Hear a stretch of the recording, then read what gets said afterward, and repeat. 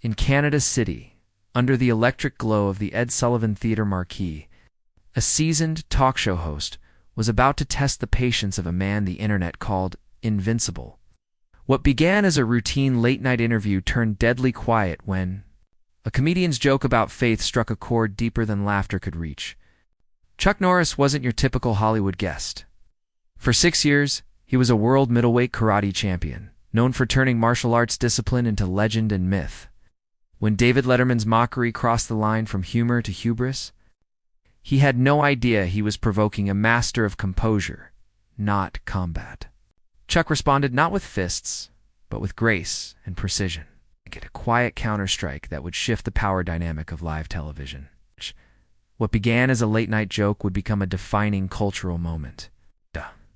The studio audience, and soon the world watching beyond it, would never be the same after witnessing true strength revealed in silence. Before we jump back in, tell us where you're tuning in from.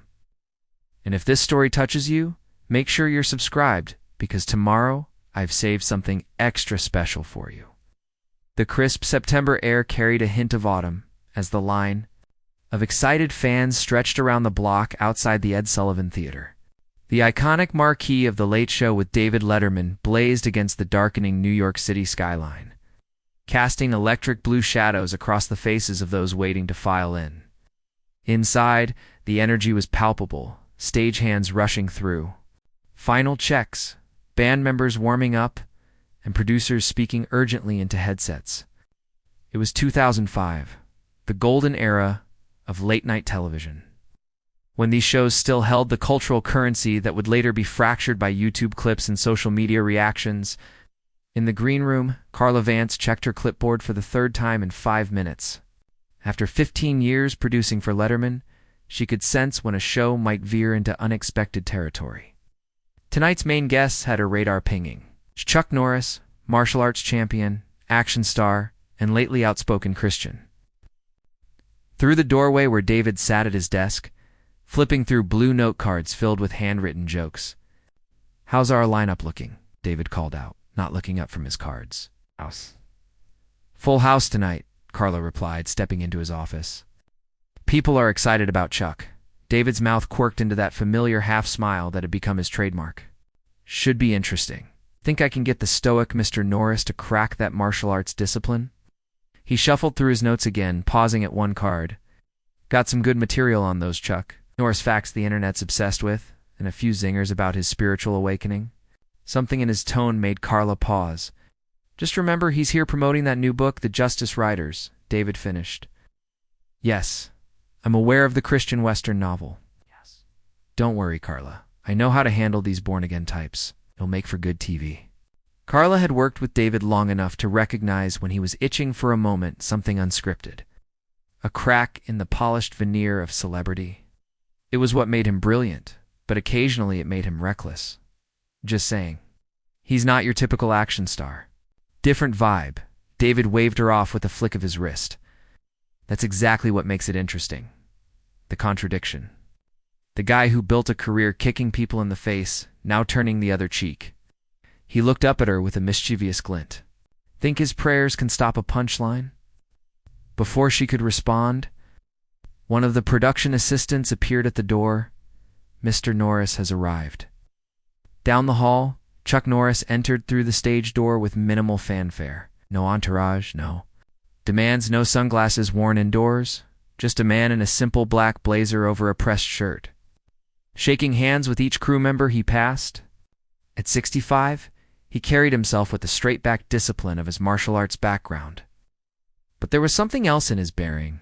A centered calm that seemed out of place in the chaotic energy of pre-show preparations. "Mr. Norris, welcome," said the floor manager, extending his hand. "It's an honor to have you on the show. Just Chuck, please," he replied with a warm smile that crinkled the corners of his eyes. "And the honor's mine. Been watching David since his morning show days." As he was led toward the green room, Chuck paused to chat with a young sound technician. Struggling with a tangle of cables, he knelt down despite his formal attire and helped the young man sort them out, asking about the equipment with genuine curiosity. The small gesture didn't go unnoticed by Mike Red Harlan, the veteran camera. operator who had filmed every celebrity tantrum, nervous breakdown, an ego trip that had crossed that stage in 20 years. That's different, Red muttered to his assistant. Usually, they breeze by like we're furniture. In the audience, the seats were filling rapidly. 21-year-old Eli Carter sat in the fifth row, nervously adjusting his collar, a film student at NYU. He had scored tickets through a production internship and brought along his roommate. Can't believe we're seeing Letterman and Chuck Norris. Man, my dad loves that guy, Eli said, scrolling through his flip phone. Used to watch Walker, Texas Ranger every week with him back home. Isn't he super religious now or something? His roommate asked. Yeah, but not in that preachy way. He just seems, genuine about it. Eli put his phone away and leaned forward. I read his autobiography for a class project. He's had a rough life. Brother died in Vietnam. Marriage fell apart. Faith helped him through it. In the green room, Chuck sat quietly, declining the offered coffee, but accepting a glass of water. Carla entered with her clipboard, the universal shield of producers everywhere. Mr. Norris, we'll have you on after the first commercial break. David usually starts with some banter about your career, then moves into discussing your new book. Chuck nodded. Sounds fine. Please call me Chuck. Carla hesitated, then asked, Is there anything specific about your book you'd like to highlight or any topics you'd prefer to avoid? I'm here to answer whatever David wants to ask, Chuck replied simply. I figure honesty works best on these shows. Its straightforward response caught Carla off guard. Most celebrities arrived with a mental list of approved talking points in forbidden subjects. Chuck's apparent openness was refreshing, but also slightly concerning. She knew David's tendency to probe where resistance was weakest. Well, David can sometimes be unpredictable. His humor. I've watched the show, ma'am, Chuck said with a gentle smile. I know what I signed up for. Back on stage, the band struck up the opening theme. The floor manager counted down, and the familiar voice of the announcer filled the theater. Live from New York, it's The Late Show with David Letterman. The audience erupted as David ran out to deliver his monologue. His wit was sharp that night, cutting through political scandals and celebrity mishaps with surgical precision. Ow. Was warm, responsive, the perfect energy for what would soon follow. In the control room, Carla watched the monitors, an uncharacteristic nervousness settling in her stomach. She couldn't shake the feeling that tonight's interview would veer off script, though she couldn't pinpoint why. As David wrapped up his monologue and the show cut to commercial, Chuck stood in the wings. He closed his eyes briefly, lips moving in what might have been a short prayer. When he opened them, there was a centered stillness to him that seemed impervious to the frenetic energy swirling around the studio.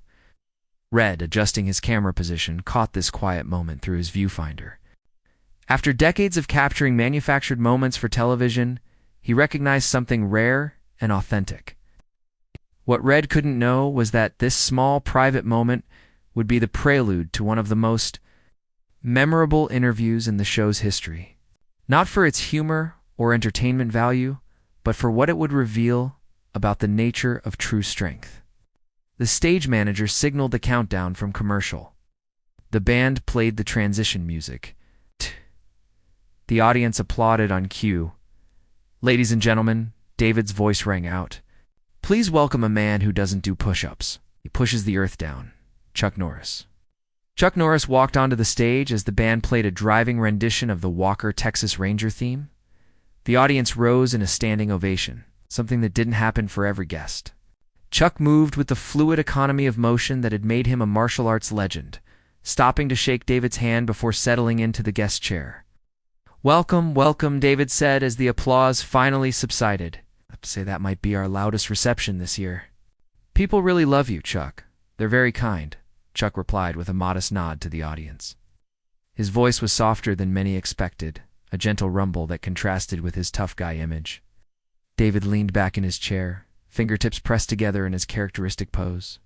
So, I have to ask about these Chuck Norris facts that have taken over the internet. Have you seen these things?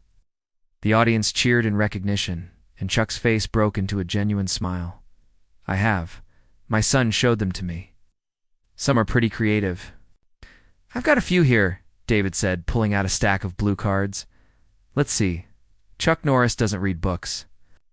He stares them down until he gets the information he wants. The audience laughed, and Chuck chuckled along good-naturedly.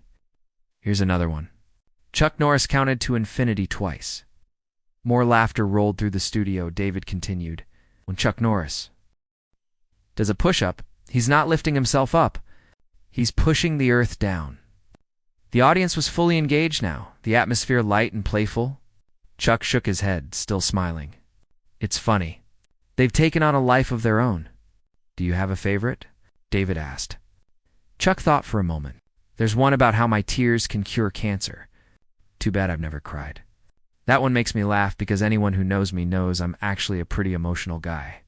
Something in this admission caught David's attention. A potential crack in the fortress. His interviewer's instinct kicked in. Really, the indestructible Chuck Norris. Emotional. That doesn't fit the image. Well, the image isn't the man, Chuck replied simply. Never has been. In the control room, Carla watched the exchange with growing interest. This wasn't the standard celebrity banter, the rehearsed anecdotes about movie sets or co-stars. There was something refreshingly direct about Chuck's responses. Speaking of images, David continued, you've become known in recent years for your faith. Quite a change from your Hollywood days, isn't it? The slight shift in tone was subtle, but unmistakable. The air in the studio seemed to tighten just a fraction. In the audience, Eli Carter leaned forward, sensing the conversation was turning towards something more substantial than movie promotion. Chuck nodded, unperturbed. It's been the most important journey of my life, though it wasn't as sudden as people think. I was raised Christian, but drifted away. Finding my way back took time, so it was like a roundhouse kick from Jesus, David quipped, drawing scattered laughter. Chuck smiled graciously, more like a gentle tap on the shoulder that I ignored for too long. David sensed the audience's interest in this thread. Celebrities rarely discussed faith with such straightforward sincerity on late-night television. It was usually either avoided entirely or mentioned only in vague spiritual terms. Your new book has religious themes as well, right? The Justice Writers, a Christian Western novel. That's quite a departure from kicking bad guys through plate glass windows. It's a story about redemption, Chuck explained. About finding purpose beyond violence, something I've thought about a lot over the years. I've always wondered, David said, reclining further in his chair. With all these action stars, finding religion, you, Stephen Baldwin, is it that you feel guilty about all the pretend violence? Or is there a quota system, break a certain number of arms on screen? You have to put in some prayer time. The audience laughed, but the sound was more uncertain now, testing the waters of this new direction.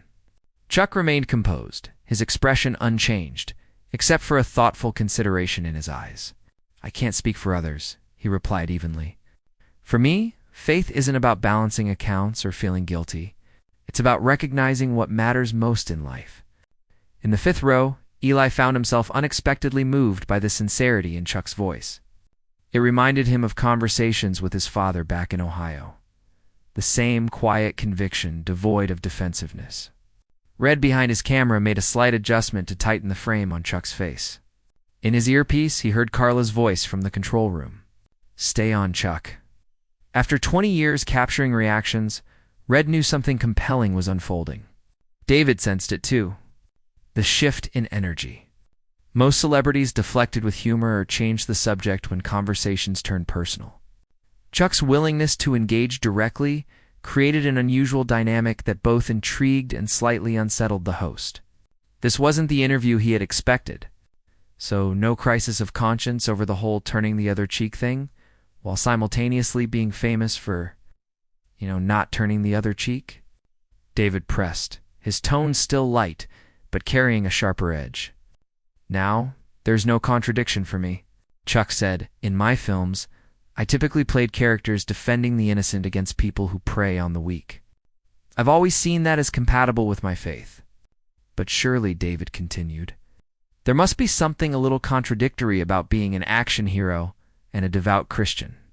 Jesus wasn't exactly known for his flying kicks. A few audience members shifted uncomfortably in their seats. The conversation was veering into territory that felt less like good-natured ribbing and more like pointed skepticism. Actually, Chuck replied with the same calm demeanor, Jesus wasn't afraid of confrontation when it was necessary. He stood up to corruption and hypocrisy. Quite boldly, David sensed an opening. The interview was moving into more interesting terrain than the usual promotional pattern. He decided to push further. "Fair enough. But let me ask you this," he said, leaning forward with the gleam of a host who knows he's about to create a memorable television moment. "Do you ever worry that all this faith talk might alienate fans who loved you for the tough guy image? Or is this just the latest reinvention of the Chuck Norris brand? Faith sells these days, right?" The question hung in the air, like a suspended note. In the control room, Carla inhaled sharply.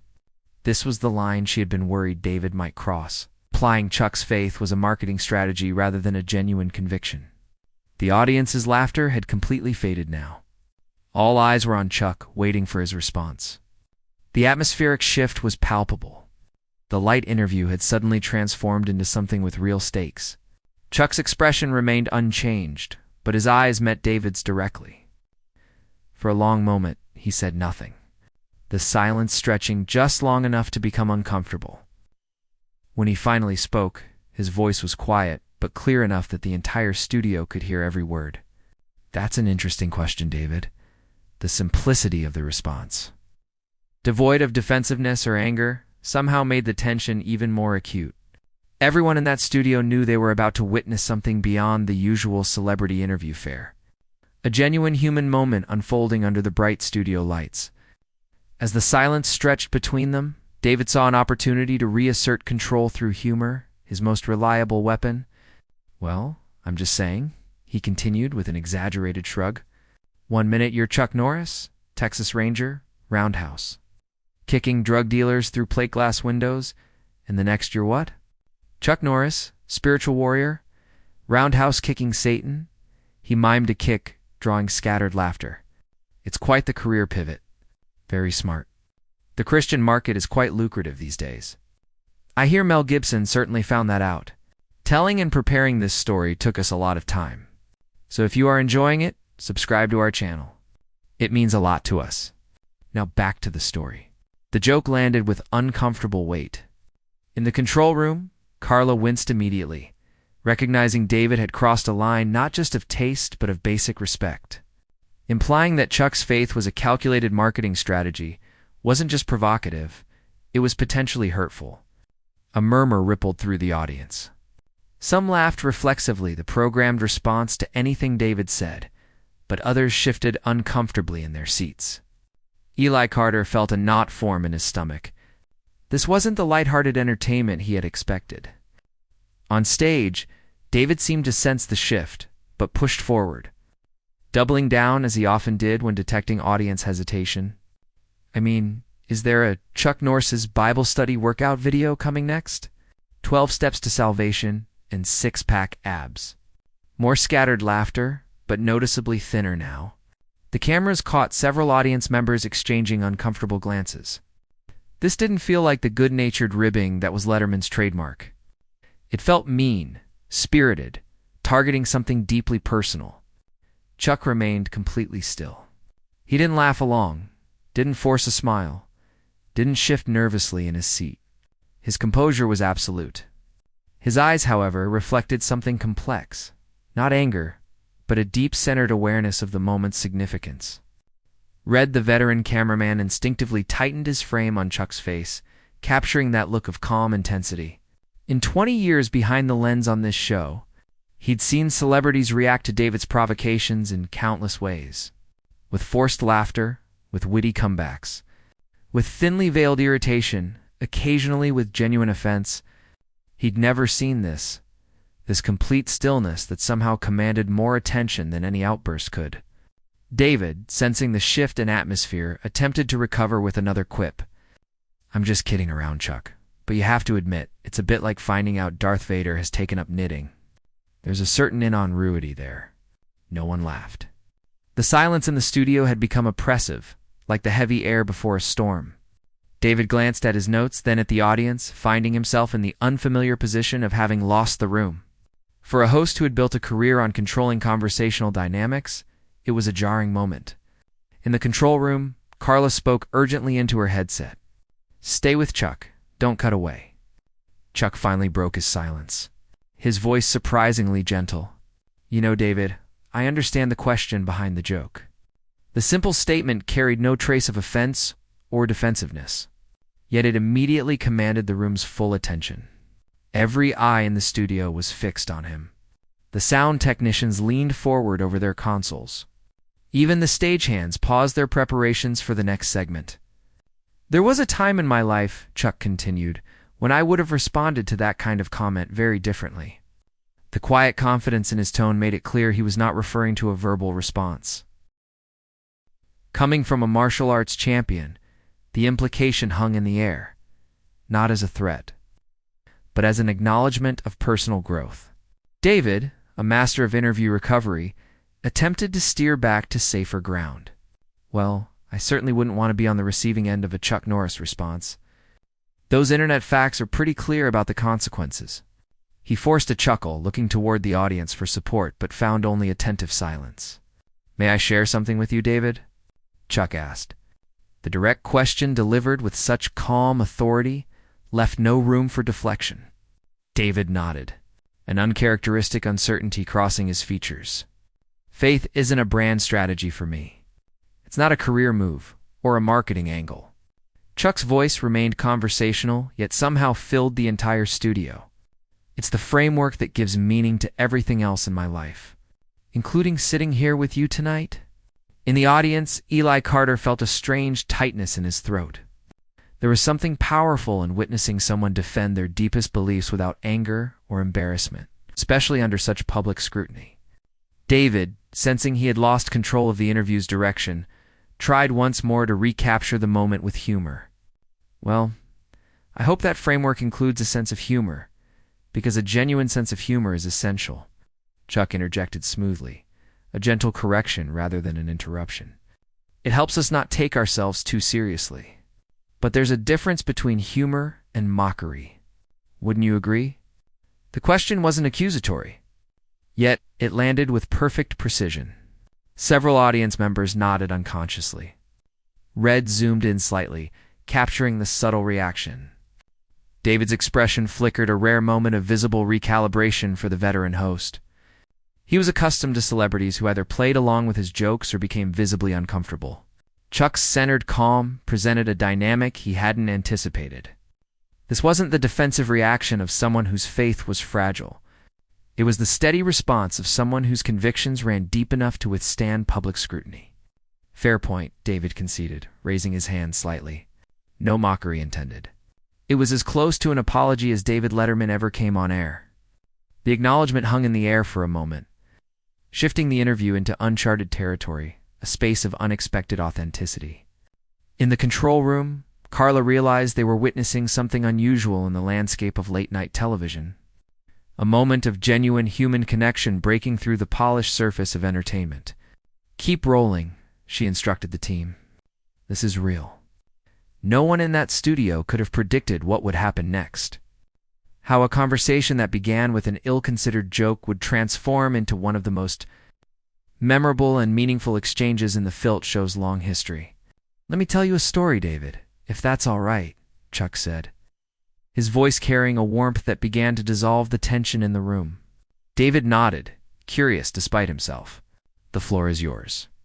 "When I was competing in martial arts tournaments in the 60 seconds and 70 seconds, I had a reputation for being intense." A knowing smile crossed Chuck's face, drawing a gentle ripple of laughter from the audience. Real laughter this time. Not the uncomfortable kind from moments before. "I fought with something to prove," he continued. "Every opponent was someone to be dominated. Every trophy a validation. I was successful 6 consecutive world championships, but I wasn't at peace." The audience was rapt, the studio utterly silent, except for Chuck's measured voice. This wasn't the scripted promotional talk they had expected. It was something raw and authentic. "After my brother was killed in Vietnam, I spiraled. My marriage fell apart. Success didn't fill the void. I was angry at the world, at God, at myself." Chuck paused, his eyes reflecting a distant pain that had been transformed, but not forgotten. Faith didn't fix that overnight. It wasn't a magic solution or a marketing strategy. It was a slow rebuilding from the ground up. In the fifth row, Eli found himself completely absorbed in Chuck's words. They resonated with his own struggles. The questions about purpose and meaning that had followed him from his small Ohio hometown to the overwhelming anonymity of New York City. His own brother was serving in Afghanistan, and the constant worry gnawed at him daily. Hearing Chuck speak of loss and rebuilding offered an unexpected connection. The man I was back then, Chuck continued, would have responded to your joke very differently. David, he might have walked off the set or come back with a cutting remark or held on to resentment long after the camera stopped rolling, not because he was strong, but because he was fragile. David leaned forward, interview instincts temporarily overshadowed by genuine interest. And now I understand that my worth isn't determined by what people say about me or my beliefs. That's not weakness. That's freedom. Chuck's eyes met David's directly, neither challenging nor submissive. True strength isn't about dominating others or never being questioned. It's about remaining steady in who you are, especially when faced with mockery or misunderstanding. The words hung in the air, resonating beyond the immediate context of their exchange. In a culture increasingly defined by reactive outrage and public takedowns, Chuck's calm response to being personally mocked struck a powerful counterpoint. You know, in martial arts, there's a concept called centering, Chuck said, his hands coming together in a subtle gesture. Before any movement, any technique, you find your center physically and mentally. It's the place you return to when pushed or pulled. Without it, you're easily toppled. Several audience members nodded unconsciously, drawn into the metaphor. My faith gives me that center, he continued. Not because it makes me impervious to criticism or doubt. I have plenty of both, but because it reminds me who I am beyond the noise. It's the quiet voice beneath all the shouting red. The veteran cameraman made a slight adjustment to his frame, tightening on Chuck's face. In 20 years behind the camera, he developed a sixth sense for authentic moments. This was one of them. Unguarded, unmanufactured. He'd filmed countless celebrities who spoke about faith as a brand extension, a sanitized version designed for public consumption. Chuck's words carried something different. The weight of lived experience of faith tested by fire rather than preserved in a vacuum. I've built a career playing tough guys, Chuck acknowledged with a self-deprecating smile. Characters who solve problems with their fists. But real toughness, the kind that matters off-screen, that's about how you handle disrespect, disappointment, loss. It's about treating people with dignity, even when they don't extend the same courtesy to you. In the control room, Carla stood transfixed. This wasn't just good television. It was a genuine human moment breaking through the entertainment facade. We're not cutting to commercial, she said quietly to her team. Let this play out. She'd produced enough celebrity interviews to recognize the rare moments of authenticity amid the carefully scripted promotional appearances. Chuck wasn't selling anything now. Not his book, not his image, not even his faith. He was simply speaking truth as he understood it, unvarnished and unperformed. You know, David said, his characteristic sardonic edge momentarily absent, most celebrities come on this show with an agenda. Plug the movie, promote the book, reshape the image. You seem to be doing something different here. Chuck smiled. I've been blessed with a long career. At this point, success or failure isn't defined by ratings or box office anymore. That's liberating. It lets me focus on what matters. And what matters to you? David asked. The question holding none of his usual ironic distance. Authenticity, integrity, living in alignment with my values rather than what's expedient or popular. Chuck shifted in his chair, leaning slightly forward. You know, David, when you made that joke about my faith being a marketing strategy, it didn't hurt me because I know who I am. 20 years ago, it might have thrown me completely. The direct reference to the earlier awkward moment drew a few nervous chuckles from the audience. But Chuck's easy manner diffused any lingering tension. That's the paradox, he continued. When you're secure in your core beliefs, whatever those may be, you don't need to defend them aggressively. You can engage with criticism or even mockery without being destabilized by it. David nodded slowly, recognition dawning in his eyes. That's not the approach we typically see in public discourse. No, it isn't, Chuck agreed. Our culture often mistakes aggression for strength, volume for conviction. We've elevated the cleverest retort over the most thoughtful response. He paused, choosing his words carefully. But cleverness, without compassion, just adds to the noise. Eli, still captivated in the fifth row, felt something shift inside him. As a film student immersed in a culture that prized cynicism as intellectual sophistication, Chuck's unapologetic sincerity challenged him. Here was someone speaking about deep conviction without a trace of the defensiveness or aggression that so often accompanied discussions of faith. You know, Chuck continued, one of those internet facts says, I counted to infinity twice. He chuckled softly. The truth is much less impressive. I'm just a man who spent a lifetime learning from mistakes. My faith isn't about having all the answers or being perfect. It's about acknowledging I'm not something in this admission. This voluntary humility from a man whose career was built on projecting invincibility touched a nerve in the room. The atmosphere had completely transformed from the uncomfortable tension of minutes earlier to something approaching reverence. In all my years in Hollywood, Chuck said, I've met people who seem invincible on screen, but are deeply fragile off it. Their public persona becomes a prison. They can never admit doubt or weakness or being wrong because they've built their identity on being untouchable. Red, still behind his camera, nodded unconsciously. He'd seen it countless times. Celebrities who confused their public image with their actual self, who became trapped in their own mythology. That sounds exhausting, David observed. It is, Chuck agreed, and ultimately unsustainable. We're all human, all flawed, all figuring it out as we go. My faith gives me the freedom to acknowledge that without shame. In the audience, a young woman in the back row wiped away a tear. The cameras didn't catch it, but the moment was no less significant for being private. One of many small transformations happening throughout the studio as Chuck spoke. When I was younger, he continued, I thought strength meant never showing vulnerability, never admitting doubt. But there's incredible strength in acknowledging your limits, saying I don't know, or I was wrong, or I'm still learning. David, sensing the depth of the moment, made a remarkable choice for a host known for his sardonic distance. He stopped performing. His carefully maintained facade of ironic detachment slipped, revealing genuine engagement. That's not the answer I expected, he admitted. What did you expect? Chuck asked with gentle curiosity. David considered this for a moment. I don't know. Defensiveness? Maybe? A counterpunch. Would that have made for better television? The question wasn't accusatory. It was sincere, and in that sincerity lay a subtle challenge to the entire framework of confrontational entertainment. Probably, David admitted with surprising candor, conflict rates well. But this is different. That's the interesting thing about strength, Chuck observed. Our culture often confuses it with aggression or domination. But there's tremendous strength in choosing not to react in kind when provoked. Not because you can't, but because you know there's a better way. As he spoke, the cameras caught David's expression shifting almost imperceptibly.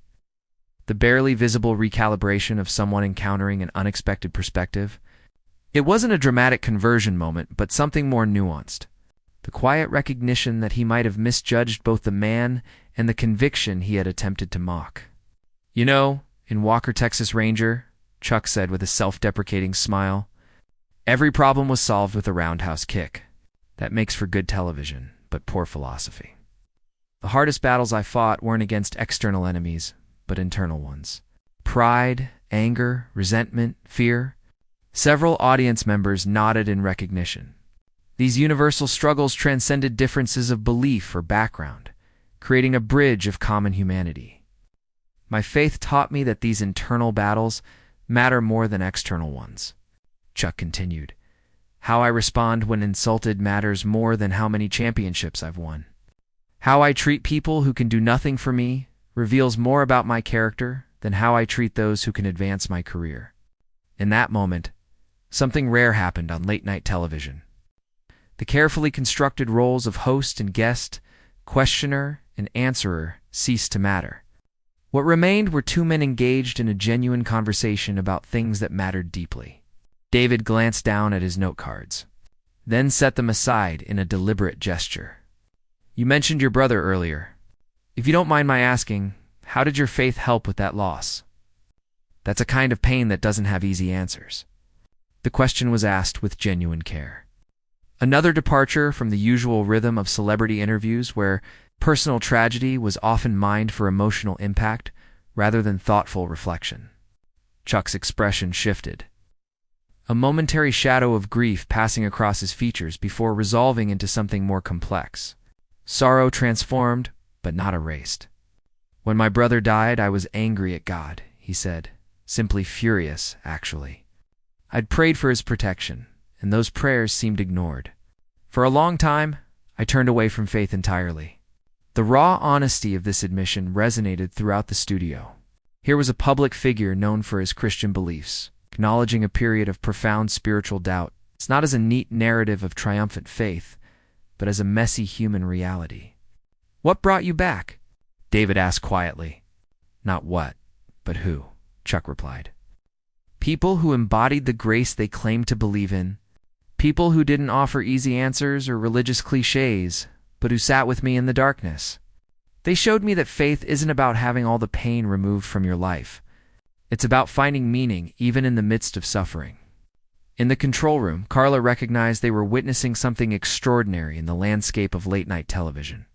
A conversation that touched on grief, doubt, and faith with nuance and depth, rather than platitudes or performative certainty. "My faith teaches me that every person has inherent worth and dignity," Chuck continued. "Not earned by achievements or lost through mistakes, given freely by God. That includes you, David, even when you're making jokes about my beliefs." His smile was warm without a trace of condescension. "Maybe especially then." The audience sat in stunned silence, witnessing something they hadn't expected when they filed into the theater earlier that evening. Not entertainment, but transformation. Not a celebrity promotional appearance, but a masterclass in responding to mockery with grace. "My faith isn't perfect," Chuck acknowledged. "I still struggle with doubt, with questions, with inconsistencies in my own life. But it gives me a foundation that doesn't depend on external validation or circumstances. It reminds me that my value isn't determined by ratings or box office numbers or even public opinion." He looked directly at David with a gaze that held no judgment or superiority. Only the quiet certainty of someone who had found solid ground amid life's shifting sands. "And that, David, is why your joke didn't land the way you expected. Not because I'm immune to criticism or doubt. I have plenty of both. But because my identity isn't rooted in public approval. That's not a position of arrogance. It's a place of profound freedom." The simple eloquence of these words moved through the studio like a gentle wave, touching hearts and minds in ways that were visible in the expressions of those present. No one could know in that moment how far the ripples would spread, how many lives would be impacted by this unexpected articulation of grace under pressure. What none of them could know was how this unexpected moment of television authenticity would ripple outward, touching lives far beyond the studio walls. Long after the broadcast ended for several seconds, the studio remained in complete silence, a rarity in television where dead air is considered fatal, yet no one moved to fill the void. The moment demanded space, room to breathe, and settle into consciousness. David Letterman, a man who had built a career on quick comebacks and sardonic detachment, found himself in unfamiliar territory. The usual rhythms of the interview had been disrupted, not by conflict or awkwardness, but by something more profound, an unexpected encounter with genuine wisdom. He cleared his throat. "Well, I walked right into that one, didn't I?" The line was delivered not with his usual ironic distance, but with a hint of self-deprecation that acknowledged something significant had just occurred. A gentle wave of laughter rippled through the audience, not at Chuck's expense, not at David's, but in collective recognition of a shared human moment. It was the warm laughter of relief, of tension dissipating into something more authentic. Chuck smiled. Not the smile of someone who had scored a point or won an argument, but of someone genuinely pleased with the turn in conversation. We all walk into things we don't expect sometimes, That's where growth happens. The simple statement carried a generosity of spirit that transformed what could have been a moment of triumph into one of connection. Chuck wasn't positioning himself above David or the audience. He was placing them all on the same human journey, flawed, learning, growing. In the audience, Eli Carter felt a strange combination of emotions washing over him. Admiration for Chuck's composure, certainly, but also a deeper resonance with the values being expressed. In the competitive atmosphere of film school, where cynicism was often worn as a badge of intellectual sophistication, Chuck's unabashed sincerity felt both refreshing and challenging. Almost unconsciously, Eli reached for his phone, flipping it open to record what remained of this unexpected exchange. Something told him this was a moment he would want to revisit, to share with others. Behind his camera, Red noticed the subtle shift in body language between the two men.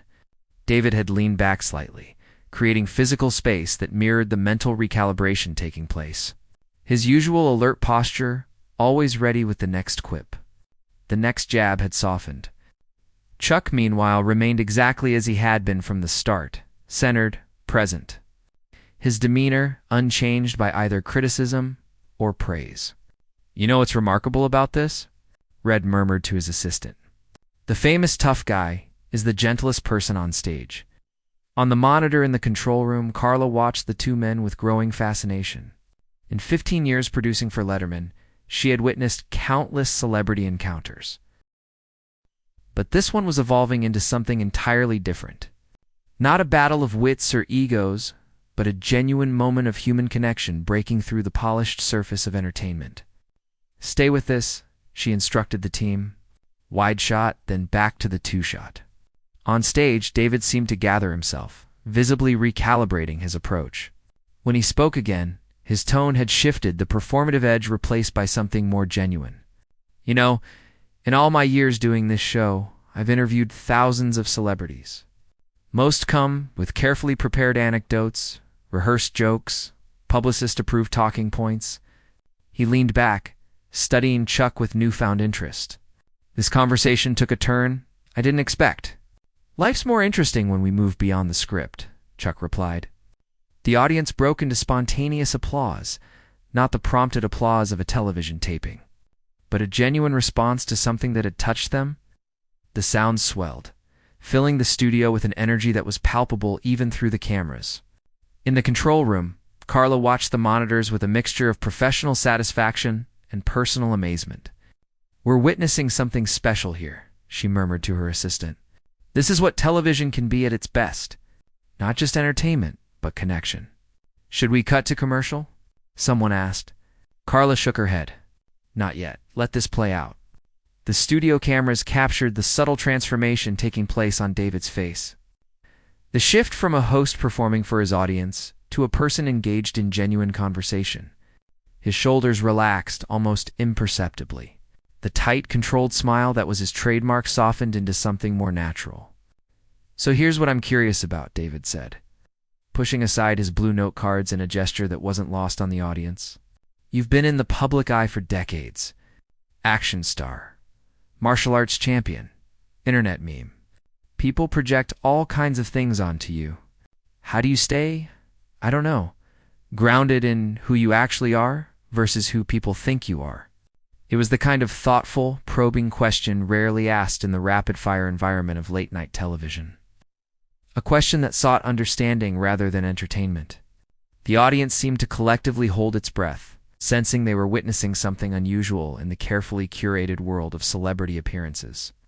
Chuck considered the question with the same thoughtful attention he had shown throughout the interview. "I think it starts with knowing the difference between your identity and your image. Your image is what people project onto you.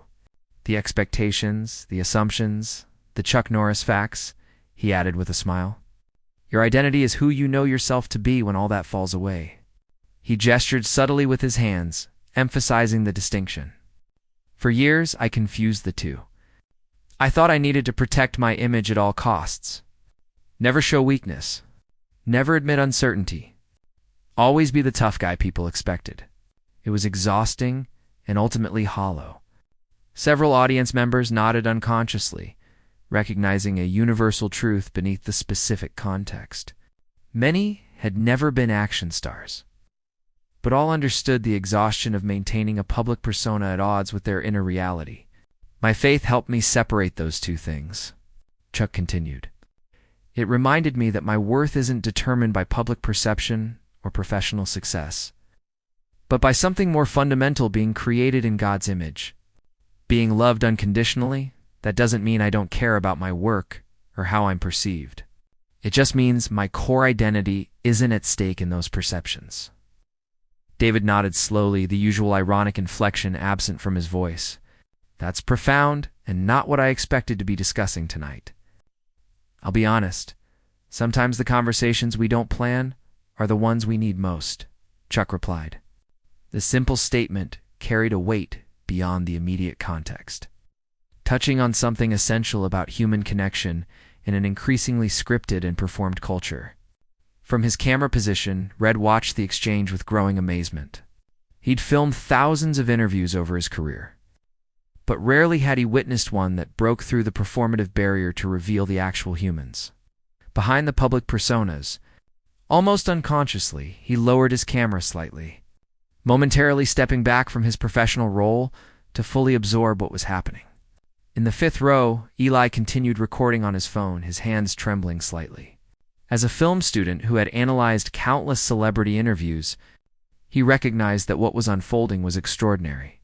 Not for its dramatic conflict or entertainment value, but for its authentic humanity. You know, David said, his expression unusually reflective, I've built a career on a certain kind of humor, irreverent, sometimes caustic. It's easy to forget there are real people on the receiving end of those jokes. It was as close to an apology as Letterman had ever offered on air. Not explicitly stated, but clearly implied in the thoughtful acknowledgement. Humor is important, Chuck said. It helps us not take ourselves too seriously. But the best humor punches up, not down. It challenges power, not vulnerability.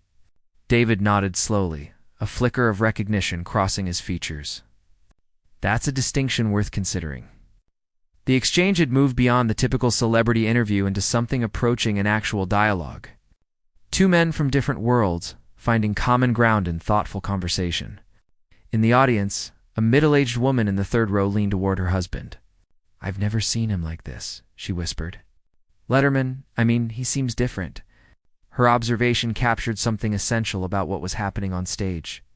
David Letterman, master of ironic distance, was being drawn into a moment of genuine connection.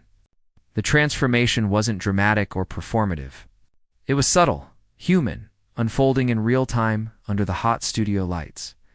We have time for one more question before the break, David said, glancing at the clock. But instead of returning to the prepared topics, Chuck's book, his upcoming projects, he asked something entirely different. What would you want people to understand about faith who view it with skepticism or even mockery? It was the perfect question. Not confrontational, not dismissive, but genuinely curious. In asking it, David completed his transformation from antagonist to student, from provocateur to seeker. Chuck's response would be quoted countless times in the years that followed, transcribed and shared as an example of how to articulate conviction without condescension, belief without belittlement. I'd want them to know that faith at its best isn't about certainty. It's about hope. It's not about having all the answers, but about approaching the questions with humility. It's not about judging others, but about recognizing our common humanity. His voice remained gentle, but carried throughout the studio. And most importantly, I'd want them to know that respect can exist across deep differences. We don't have to share beliefs to show each other basic dignity. As he spoke, a peculiar energy filled the studio. Not the manufactured excitement of entertainment, but something more authentic. It was the unmistakable feeling of people being genuinely moved, of defenses lowering, of hearts opening to unexpected wisdom. In the control room, Carla found herself blinking back tears. She'd produced over 2,000 episodes of the show, but she couldn't remember the last time she'd been personally affected by the content. Television production typically created a professional distance, a focus on technical execution rather than emotional engagement. But something about Chuck's words had pierced that barrier. "This is why we do what we do," she said softly to no one in particular, for the rare moments when something real breaks through. On stage, David seemed similarly moved. Though in his characteristic fashion, he contained it behind a thoughtful expression. "That's well said," he managed, his voice carrying an uncharacteristic depth of sincerity. For a moment, neither man spoke. The silence wasn't awkward or empty. It was full, rich with shared understanding, with mutual respect that had been earned rather than assumed. Then something extraordinary happened. A single person in the back of the audience began to applaud, not the perfunctory applause of a studio prompt, but a genuine, spontaneous response to something that had touched them deeply. The sound was quickly joined by another, then another, swelling into a wave that spread throughout the studio. Row by row, people rose to their feet. The standing ovation wasn't for celebrity or entertainment value. It was an acknowledgement that they had witnessed something authentic in a medium often defined by artifice. In the fifth row, Eli stood with the others, his phone still recording. Years later, when asked why the moment had affected him so profoundly, he would struggle to articulate it precisely. "It was like seeing someone stand their ground without fighting," he would say. "I didn't know that was possible until that night." On stage, David seemed momentarily taken aback by the audience's response. In all his years of hosting, he had received countless standing ovations for his monologues, his top 10 lists, his celebrity guests. But this felt different. Not a reaction to performance, but to authenticity. After a moment's hesitation, David stood as well. When he extended his hand to Chuck, it wasn't the perfunctory handshake that traditionally closed an interview segment, but a gesture of genuine respect.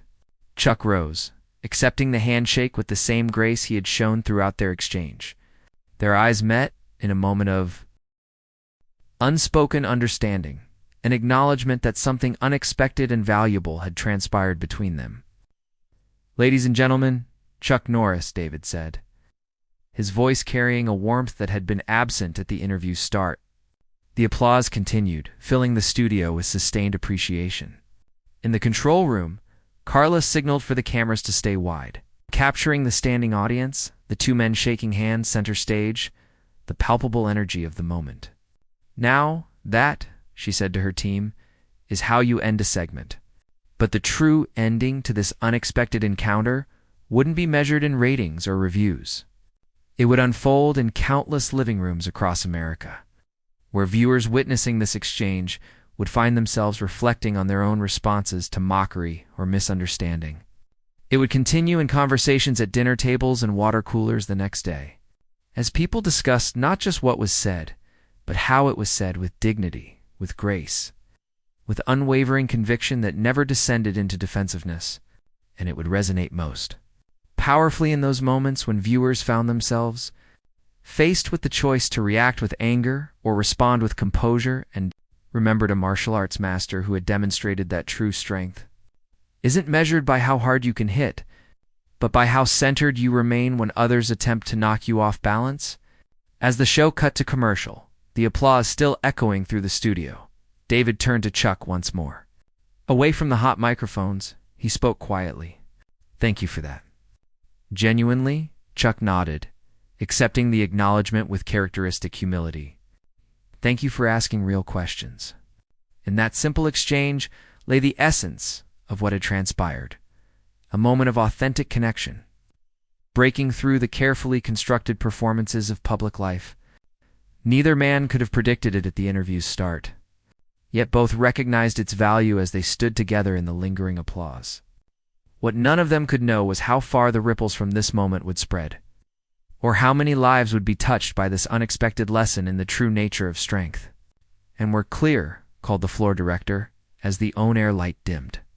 The show had cut to commercial, but the audience's applause continued, filling the studio with sustained appreciation.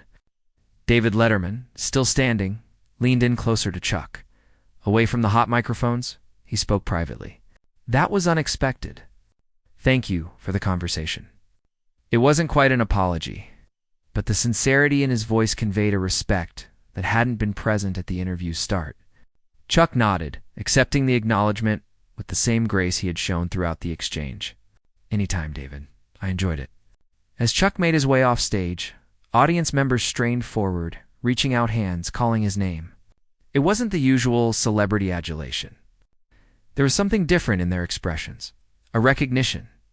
A gratitude for witnessing something genuine in a format often defined by artifice.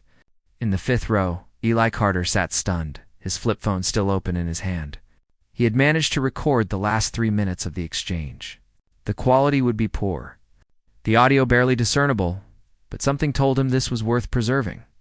That was incredible. His roommate whispered beside him, "I've never seen anything like that on TV. Me?" "Neither," Eli replied, his voice distant. "It was like, I don't know, like seeing someone stand their ground without fighting, you know? I didn't think that was possible."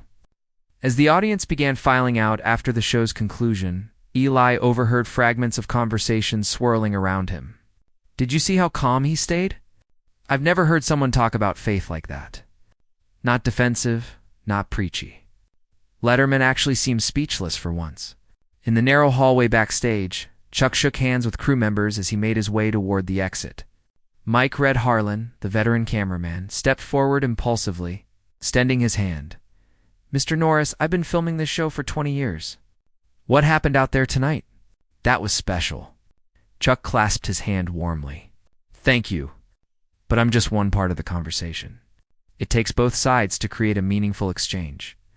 Red nodded, understanding the deeper truth in this simple observation. "Still, the way you handled that moment, it was a masterclass in composure." A small smile crossed Chuck's face. "You know, in martial arts, true mastery isn't about how hard you can hit. It's about controlling your reactions, especially under pressure. Not so different in conversation." Red considered this, his weathered face thoughtful. "I filmed a lot of arguments on that stage. Celebrities storming off, getting defensive, trading barbs with Dave. Makes for good ratings, I guess. But what happened tonight? That was something else entirely." "Different kind of strength," Chuck agreed. "Yeah," Red said softly.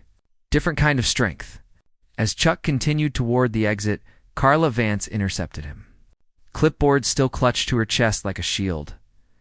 "Mr. Norris, Chuck, I wanted to apologize for how the interview started. David sometimes pushes boundaries, and I should have." Chuck raised a gentle hand. "No apology necessary. It turned into something meaningful, didn't it? That's what matters." Carla studied him. Professional assessment giving way to genuine curiosity. "You weren't offended by the jokes about your faith." "Being offended is a choice," Chuck replied, "and not usually a productive one. I'd rather engage than react." The distinction struck Carla forcefully. In the reaction-driven world of entertainment, where controversy generated ratings and outrage fueled publicity, this approach seemed almost revolutionary. "Well, for what it's worth," she said, "I think a lot of people were moved by what happened out there tonight, myself included." Chuck nodded, accepting her words without pride or false humility. God works in unexpected ways, sometimes even through late-night television. His eyes crinkled with good humor. Carla hesitated, then asked the question that had been forming since the interview's conclusion. "Do you think David was actually listening? I mean, really listening?" "I do," Chuck replied without hesitation.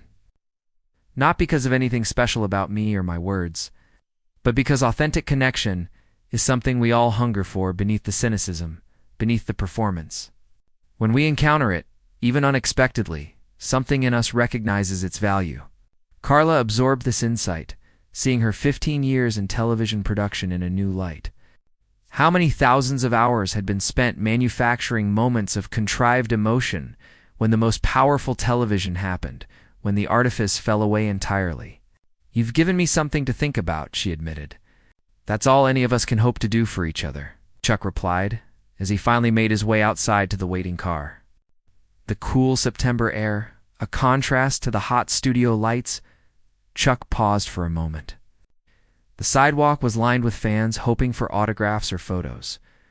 Among them stood Eli Carter, who had rushed outside after the taping. Chuck moved patiently down the line, signing playbills and posing for pictures. When he reached Eli, the young man spoke with unexpected intensity. "Mr. Norris, I just wanted to say what happened in there, how you responded. It meant a lot." I've been struggling with my own faith since coming to New York. Tonight reminded me what it's supposed to look like. Chuck studied the young man's earnest face. What's your name? Eli. Eli Carter. Eli. Remember, this faith isn't about having all the answers. It's about approaching the questions with humility and openness. The struggle is part of the journey. But how do you stay centered when everything around you seems designed to knock you off balance? Eli asked, the questions spilling out before he could contain it. At school, in the city, sometimes it feels like cynicism is the default position. Like sincerity is somehow naive. Chuck considered this thoughtfully. There's nothing naive about sincerity, Eli. In fact, it takes more courage than cynicism. Cynicism is easy. It risks nothing, commits to nothing, stands for nothing. Sincerity means being willing to be wrong, to be vulnerable, to care deeply about things that matter. Several people around them had stopped to listen. Drawn in by the unexpected depth of the conversation taking place on a New York sidewalk, your generation is bombarded with irony and sarcasm and detachment. Chuck continued. Those aren't signs of sophistication. They're shields against disappointment, against vulnerability. Real strength comes in lowering those shields, in caring deeply, even knowing you might get hurt. Eli nodded slowly, absorbing the words. I recorded part of your interview on my phone, he admitted, slightly embarrassed. Hope that was okay. Of course, Chuck smiled. What will you do with it? I don't know yet. Share it, maybe. People should hear what you said. Chuck signed Eli's program, adding a brief note beneath his signature. Later, when Eli read it, he would find the simple words, strength isn't about never falling. It's about how you rise. Meanwhile, in the near-empty studio, David Letterman sat alone at his desk, unusually contemplative as the crew dismantled the set around him. The theater had emptied, the lights had dimmed. But something of the exchange with Chuck Norris lingered in the air, a challenge to the cynical distance that had become his trademark. Paul Schaefer, his longtime musical director, approached cautiously. Interesting show tonight. David nodded slowly. He didn't fight back, he said almost to himself. He had every reason to. I was practically baiting him, but he didn't take the bait. And somehow, that made more impact than if. He had, Paul observed. Exactly.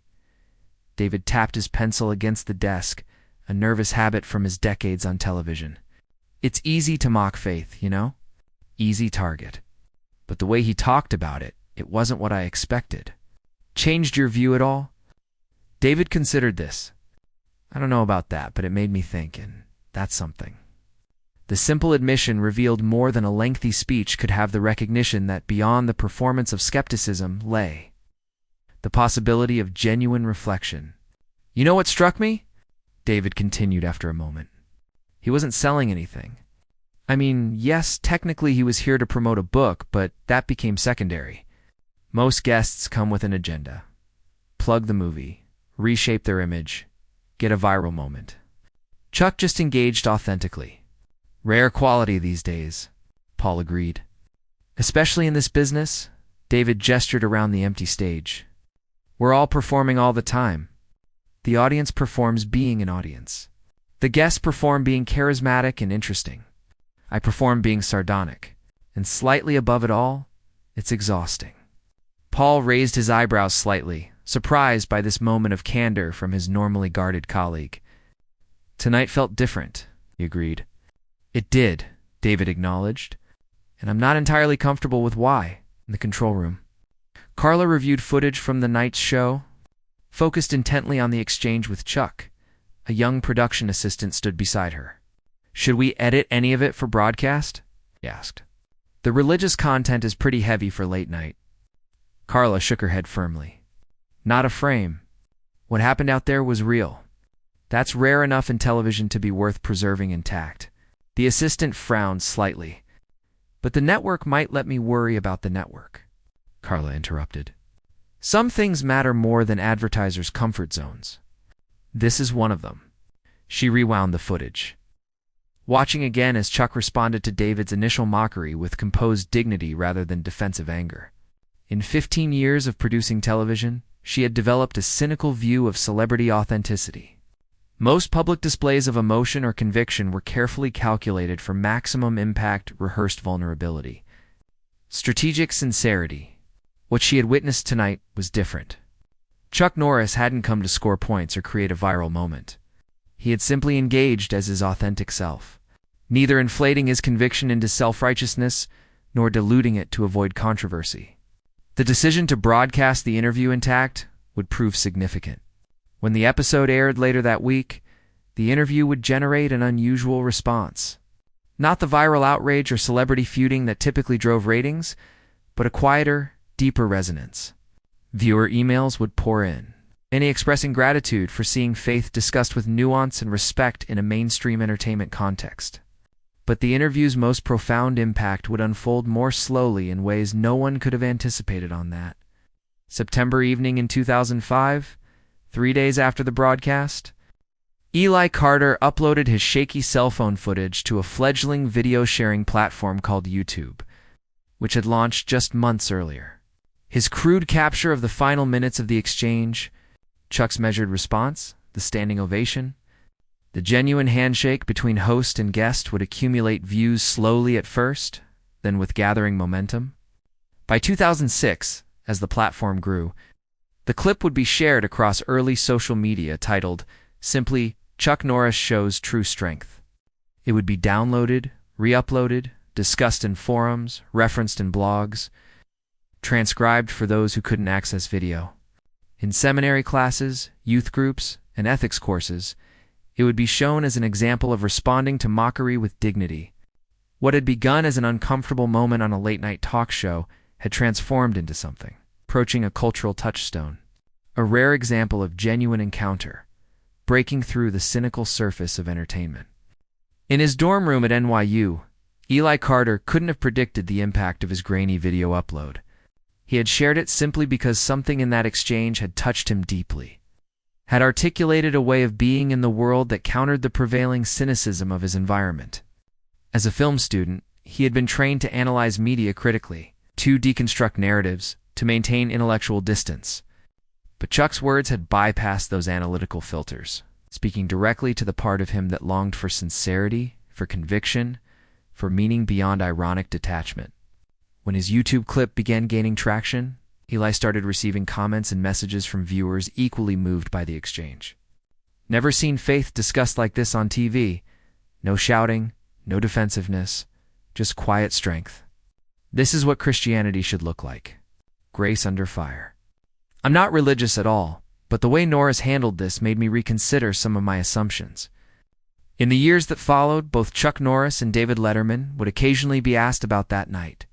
Chuck would consistently downplay his role, redirecting attention from himself to the broader principle at stake. David, with characteristic dry humor, would admit it was one of the few times I've been genuinely rattled on my own show, and better for it. For Carla Vance, the episode marked a turning point in her approach to television production. The ratings for the broadcast had been strong, but more significantly, the viewer response had revealed a hunger for authentic conversation that transcended the usual entertainment formulas. In subsequent production meetings, she began advocating for more substantive interviews for creating space where genuine exchange would occur. Amid the necessary entertainment elements, it wasn't always successful. The demands of the format and the expectations of both network and audience often pulled against depth. But the attempt itself represented a small revolution in the machinery of late-night television. For Mike Red Harlan, the veteran cameraman, the interview had affirmed something he had sensed throughout his 20 years behind the lens: that the most compelling moments on camera were not the manufactured conflicts or rehearsed anecdotes, but the rare glimpses of genuine human connection that occasionally broke through the entertainment facade. In the years that followed, he developed an almost uncanny ability to anticipate these moments, adjusting his frame to capture the subtle shifts in expression that signaled authenticity. His colleagues began to notice that Red's footage often contained the most usable reaction shots, the most emotionally resonant exchanges. "How do you always know where to point the camera?" a young cameraman asked him once. Red had shrugged. I look for the moments when people stop performing and start connecting. Everything else is just noise. But perhaps the most telling legacy came from the countless individuals like Eli Carter, who found in that exchange a model for navigating a culture, increasingly defined by reactive outrage and polarized shouting.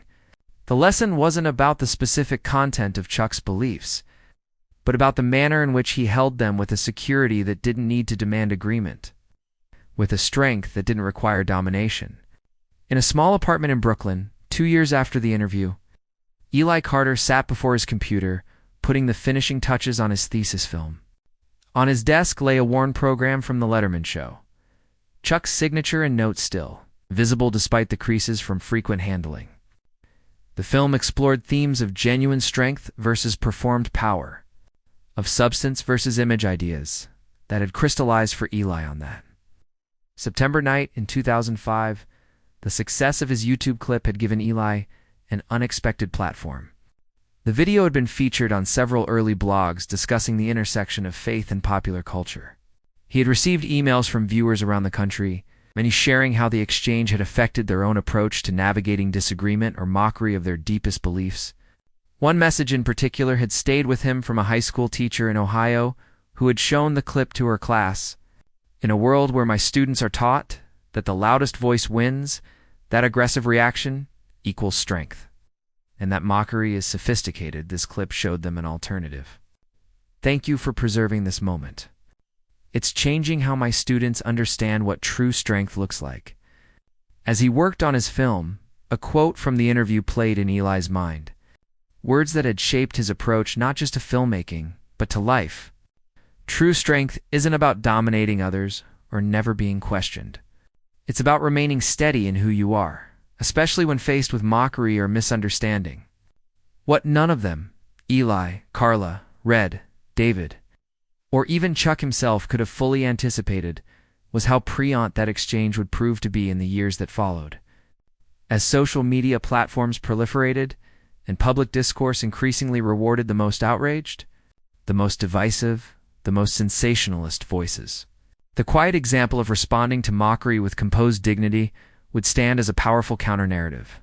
The clip would resurface periodically, often in moments of particularly heated cultural conflict. Commentary would focus not just on the content of the exchange, but on its form, the way it modeled a different kind of conversation, one where opposing perspectives could engage without devolving into performative outrage or defensive posturing. In a culture increasingly defined by who could shout the loudest or strike back the hardest, this quieter definition of strength offered something revolutionary, a path forward that didn't require destroying the other side to prevail, and it had all begun with a joke that landed wrong. A moment of potential conflict that had transformed through one man's composed response into an unexpected lesson in the nature of true strength. A lesson that would continue to resonate long after the studio lights had dimmed and the audience had gone home. In 2015, exactly 10 years after the interview, Eli Carter, now a documentary filmmaker with several successful projects to his credit, received an unexpected email. The message was brief, but its impact profound. "Dear Mr. Carter, I don't know if you remember me, but you recorded and shared a clip of my conversation with David Letterman back in 2005. I wanted to thank you for preserving that moment. Over the years, many people have told me they found something valuable in that exchange. Your small act of documentation helped that conversation reach far beyond the initial broadcast. Faith gives us different eyes to see the world. Not better eyes necessarily, but a different perspective. That night on Letterman's show, two different ways of seeing, engaged with mutual respect. In today's fragmented culture, such exchanges seem increasingly rare and increasingly necessary. Keep documenting truth as you find it. The world needs storytellers who can see beyond surface conflicts to the deeper human connections possible even across profound differences. With gratitude, Chuck Norris. Eli sat back in his chair, deeply moved by this unexpected connection across the years. The email affirmed what he had come to believe through his own work as a filmmaker, that authentic moments of human connection, captured and shared, could create ripples of impact far beyond their original context. And in a culture increasingly defined by division, by the weaponization of differences, by the performance of outrage. Those moments of genuine engagement across differences were not merely refreshing, they were essential. The lesson of that September night in 2005 had never been about who won an argument or scored the most points. It had been about the possibility of maintaining composure under fire, of responding to mockery with dignity, of standing firm in one's convictions without denigrating those who question them. It had been about a different kind of strength. Not the strength that dominates, but the strength that transforms. Up next, we have 2 more incredible stories that are waiting for you. Just click the image you want to watch, and it will take you there. If you enjoyed this video, make sure to subscribe. It would mean a lot.